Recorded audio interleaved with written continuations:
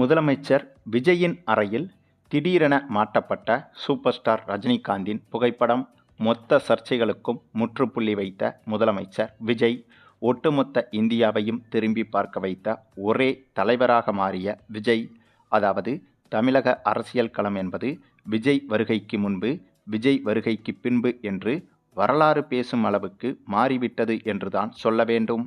அதாவது இதுவரையிலும் அரசியல் என்றால் இப்படித்தான் இருக்க வேண்டும் என்ற பழைய விதிமுறைகளையெல்லாம் உடைத்து, அரசியல் என்றால் புதிதாக இருக்க வேண்டும் என்று மொத்த வரலாற்றையும் மாற்றியிருக்கிறார் விஜய் என்றுதான் சொல்ல வேண்டும்.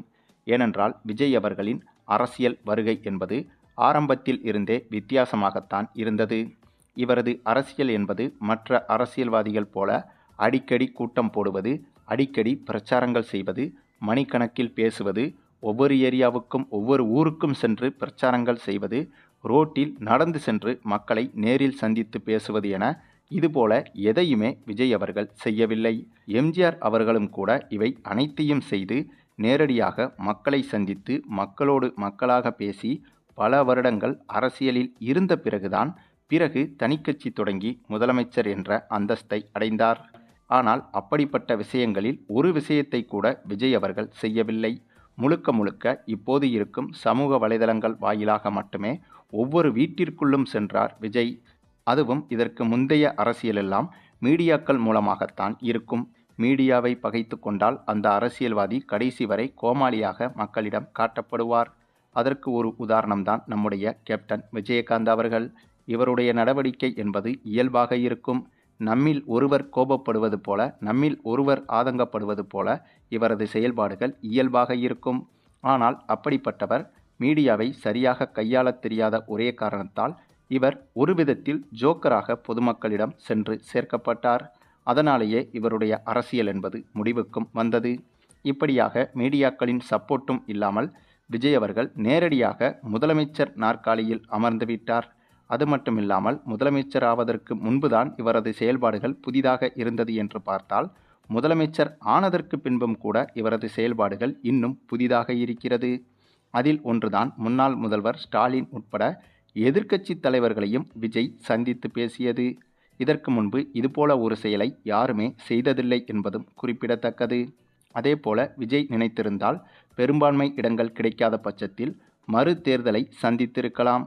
அப்படி சந்தித்திருந்தால் இவர் அடுத்த தேர்தலில் பெரும்பான்மையோடு எளிதாக முதலமைச்சராகியிருக்கலாம். ஆனால் மறுதேர்தலை சந்திக்காமல் தன்னுடைய எதிர்க்கட்சியான திமுக கட்சியின் கூட்டணி கட்சிகளின் ஆதரவை பெற்று, அதுவும் அவர்களுக்கு இப்போது அமைச்சரவையிலும் கூப்பிட்டு இடம் கொடுத்து அவர்களுடைய ஆதரவை இன்னும் உறுதிப்படுத்திவிட்டு வலுவான முதலமைச்சராக மாறியிருக்கிறார் விஜய். இந்த சூழலில்தான் இப்படியாக விஜய்க்கு எதிரான அனைத்து விஷயங்களையும் முறியடித்து வந்தார் இவர். அந்த வரிசையில் இப்போது அடுத்ததாக முதலமைச்சர் விஜய்க்கு சினிமாவில் போட்டி நடிகராக சமீப காலமாக அறியப்பட்டவர் ரஜினிகாந்த் அவர்கள். நிரந்தர போட்டி நடிகர் என்றால் அது நடிகர் அஜித் தான். ஆனால் சமீப காலங்களாக அஜித்தை தாண்டி ரஜினிக்கு போட்டியாக மாறியிருந்தார் விஜய். அதனால்தான் இந்த காக்கா கழுகு பிரச்சனைகள் என்பது பூதாகரமாக வெடித்தது. அதன் பிறகு இப்போது விஜய் முதலமைச்சர் ஆனதற்கு பிறகும் கூட இப்போதும் ரஜினியை எதிரியாகவே, அதாவது விஜய்க்கு எதிரியாகவே விஜய் ரசிகர்கள் சிலர் சித்தரித்து வந்தனர். ஆக அதற்கும் முற்றுப்புள்ளி வைக்கும் விதமாக தனது திரையுலக குரு ரஜினிதான் என்பதை வலியுறுத்துவது போல தற்போது முதல்வர் விஜயின் சிஎம் அறையில் ரஜினியின் புகைப்படம் ஒன்றை முதலமைச்சர் விஜய் மாட்டியிருப்பதாக தகவல்கள் வெளியாகியிருக்கிறது. முதலமைச்சர் விஜயின் இந்த ஒரு செயல் என்பது விமர்சனம் செய்து வந்த விஜய் ரசிகர்களுக்கு மிகப்பெரிய திருப்பு முனையாக மாறியிருக்கிறது. ஆகவே யாரையும் எதிரியாக நினைக்காமல் அனைவரையும் ஆதரித்து ஒன்றாக பயணம் செய்வதுதான் தமிழக அரசியலுக்கு சரியாக இருக்கும் என்றும், அப்படி இருந்தால்தான் ஒட்டுமொத்த இந்திய அரசியலுக்கும், ஏன் உலக அரசியலுக்கும் கூட தமிழக அரசியல் முன்னுதாரணமாக இருக்கும் என்பதற்காக விஜயின் இந்த ஒரு செயல் என்பது அமைந்திருக்கிறது என்றும் சொல்லப்படுகிறது. சரி, நீங்கள் சொல்லுங்க, முதலமைச்சர் விஜயின் இந்த ஒரு சம்பவத்தை பற்றி நீங்கள் என்ன நினைக்கிறீங்கன்னு உங்களுடைய கருத்துக்களையும் கமெண்டில் தெரிவிங்க. மேலும் இந்த வீடியோ பிடிச்சிருந்தா லைக் பண்ணுங்கள், மற்ற அனைவருக்கும் ஷேர் பண்ணுங்கள், மறக்காமல் நம்ம சேனலை சப்ஸ்கிரைப் பண்ணுங்கள்.